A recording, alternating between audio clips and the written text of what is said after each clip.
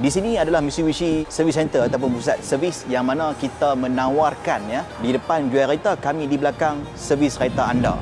Ini adalah sekarang proses penyelenggaraan kereta, iaitu servis minor yang dilakukan di premis outlet kami ni. Yang pertama, seperti biasalah, kita akan buang minyak enjin, lepas tu tukar oil filter dan juga washer drain plug.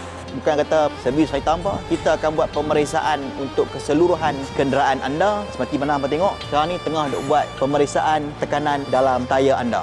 Di samping kita servis minyak enjin, kita pun ada buat pemeriksaan keseluruhan enjin. Yang pertama adalah kita akan cek kondisi bateri anda. Technician akan cek bateri customer dalam keadaan baik ataupun tidak. Kondisi bateri kereta ni dia dalam keadaan bagus lah. Pasal dia punya state of health dia 100%. CCA dia pun okey. State of charge dia 80%. Yang ni bergantung pada dia punya alternator charge dia lah. Dia punya CCA dengan state of charge dah. Dia masuk berapa, boleh masuk berapa. Di JM Auto Gallery Sungai Petani juga kami menawarkan untuk elemen dan juga balancing. Jadi ini mesin elemen, jadi jangan risau. Mai sini bukan kata servis, bukan kata tukar barang sahaja. Kami juga akan buat alignment untuk hampa punya kereta. Alignment, balancing dan tire changing machine. So mai kat kami JM Auto Gallery Sungai Petani.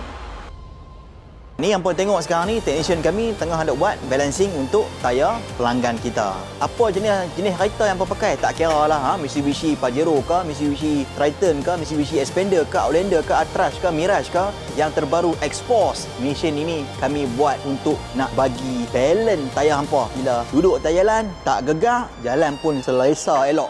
Kalau kata hampa nak tukar tayar, kita ada mesin tayar, jangan risau. All in one. Bukan kata elemen, bukan kata balancing, nak tukar tayar pun kami ada. Tayar juga kami sediakan, stok tayar ready stock. Jangan takut. Yang paling kami nak bagi tahu kat sini, yang paling hebat sekali kat apa yang ada dekat JM Auto Gallery Sungai Petani, kita ada servis untuk nak buat overhaul. Daripada A to Z, nak tukar enjin baru ke, nak overhaul enjin ke, pun ada di JM Auto Gallery. Apa-apa, ingat Mitsubishi, ingat JM Auto Gallery Sungai Petani.